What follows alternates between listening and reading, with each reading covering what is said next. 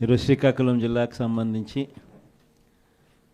జెడ్పీటీసీలను, ఎంపీపీలను, municipal చైర్పర్సన్లను అందరినీ కూడా ఇక్కడికి ఆహ్వానించడానికి, మీతో కాస్త టైం గడపడానికి ప్రధానమైన కారణం ఏమిటి అనేది కొద్ది గొప్ప మీ అందరికీ కూడా అవగాహన ఉంటుంది అనుకుంటా. ఈ ప్రభుత్వం వచ్చి ఇప్పటికి దాదాపుగా 6 నెలలు అయిపోయింది. మామూలుగా పాలన చేస్తే ప్రజల్లో వ్యతిరేకత కొద్దో గొప్ప ఈ మేరకు ఉంటుందా, కానీ ఫస్ట్ టైం ఇలాంటి ప్రభుత్వం చూస్తూ ఉన్నాం. 6 నెలలు గడవకముందే ప్రభుత్వంలో మీద వ్యతిరేకత ఈ స్థాయి నుంచి ఇక్కడ కనిపిస్తూ ఉంది. ఈ రోజుకి కూడా మన జెడ్పీటీసీలు కానీ, మన ఎంపీటీసీలు కానీ, మన సర్పంచులు కానీ, ఎవరైనా కూడా ఏ గ్రామంలో అయినా కూడా, ఏ ఇంటికైనా కూడా గర్వంగా తలెత్తుకొని పోగలుగుతాం. కారణం ఏమిటి అని అంటే, ఎన్నికలప్పుడు మా పార్టీ ఇవన్నీ చెప్పింది. తూచా తప్పకుండా ప్రతి ఇది కూడా చేసి చూపించిన ప్రభుత్వం మాది అని చెప్పి సగర్వంగా తలెత్తుకొని చెప్పుకునే పరిస్థితి ఏ ప్రభుత్వానికైనా ఉంది అని అంటే అది ఒక వైఎస్ఆర్సీపీ ప్రభుత్వమే అని చెప్పి కూడా గర్వంగా చెప్పగలుగుతాం. నిజంగా దాని క్యాంపెయిన్ మనం ఎంత తీవ్రమైన క్యాంపెయిన్ జరిగింది అన్నది ఒకసారి గమనించినట్లయితే, ఏ ఇంటికి ఎవరు పోయినా కూడా తెలుగుదేశం వాళ్ళు, తెలుగుదేశం ఎమ్మెల్యే నుంచి, తెలుగుదేశం కుటుంబ సభ్యుల నుంచి, తెలుగుదేశం పార్టీ కార్యకర్తల దగ్గర నుంచి ఎవరు పోయినా కూడా ప్రతి ఇంటికి వాళ్ళు చెప్పిన మాట, ఇంట్లో ఎవరు కనపడినా కూడా, చిన్నపిల్లలు కనపడితే స్టార్ట్, నీకు 15,000, నీకు 15,000, నీకు 15,000, సంతోషమా? అంతకన్నా అంతకన్నా కొంచెం పెద్దోళ్ళు, తల్లులు కనిపిస్తే చాలు, అమ్మలు కనిపిస్తే చాలు, నీకు 18,000, నీకు 18,000, నీకు 18,000, సంతోషమా? అంతకన్నా ఇంకా కాస్త పెద్దోళ్ళు, ఆ అమ్మలకు సంబంధించిన పెద్దమ్మలు, వాళ్ళ అత్తగారు కనిపిస్తే చాలు, నీకు 48,000, నీకు 48,000, నీకు 48,000, సంతోషమా?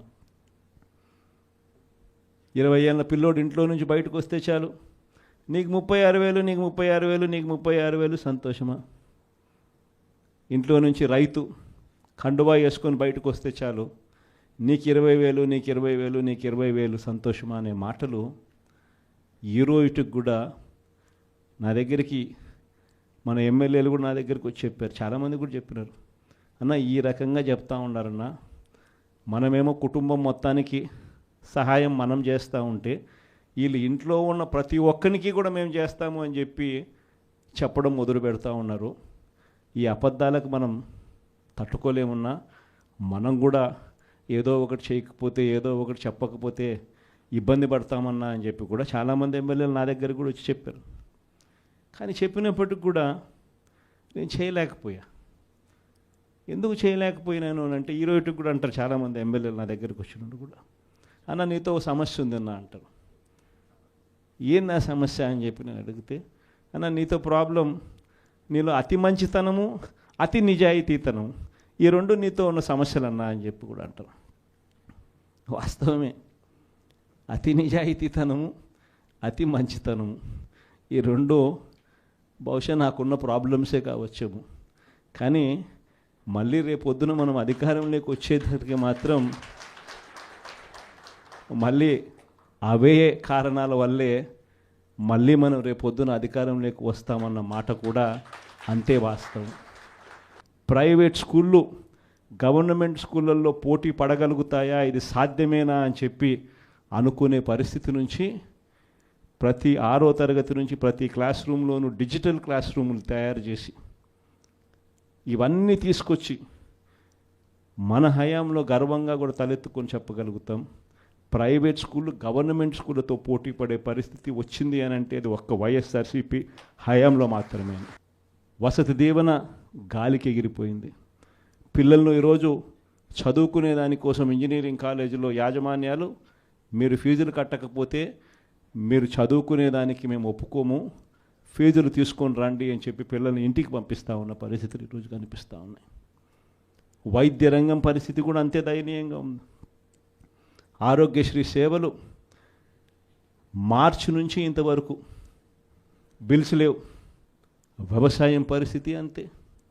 ఆర్బీకేలు స్థాపించి ఈ క్రాప్ పెట్టి ట్రాన్స్పరెంట్గా పారదర్శకంగా ఉచిత పంటల బీమా అమలు చేసి దళారీ వ్యవస్థ అనేది లేకోకుండా ఆర్బీకేల ద్వారానే పంటలు కొనుగోలు చేసి ప్రతి రైతుకు తోడుగా అండగా నిలబడే కార్యక్రమం మనం చేస్తే ఈరోజు ఏ రైతు ధాన్యం కొనుగోలులో ఏ రైతుకు కూడా కనీస మద్దతు ధర రాని పరిస్థితిలో ఈరోజు వ్యవసాయం చేస్తూ ఉన్న పరిస్థితులు ఈరోజు కనిపిస్తూ ఉన్నాయి. మళ్ళీ పథకాలు ఎలా ఉన్నాయో అని హలో అని ఫోన్ చేసి అడుగుతారంట. పథకాలు ఉంటే కదా నువ్వు హలో అని చెప్తే అవతలోడు హలో అని చెప్పి మళ్ళీ చెప్పేదానికి. పథకాలు లేవు, ఫోన్ చేసి నువ్వు హలో చెప్తున్నావు. అది పరిస్థితి. ఇంత దారుణమైన పరిస్థితుల్లో ఒకవైపున ఉంటే మరోవైపున చూస్తే విచ్చలవిడిగా కరప్షన్. ఇసుక రేట్లు మనకన్నా తక్కువ రేట్లకు ఇస్తామన్నారు. ఈరోజు చూస్తే కనీసం ఆ రోజు రాష్ట్ర ప్రభుత్వానికి కనీసం ఖజానాకు డబ్బులు వచ్చేటివి. ఈరోజు రాష్ట్ర ప్రభుత్వానికి రూపాయి కూడా డబ్బు ఆదాయం రాకపోగా ఇసుక రేట్లు చూస్తే డబల్. ఈరోజు మద్యం పరిస్థితి చూస్తే గవర్నమెంట్ నడిపే మద్యం షాపులు పూర్తిగా రద్దు.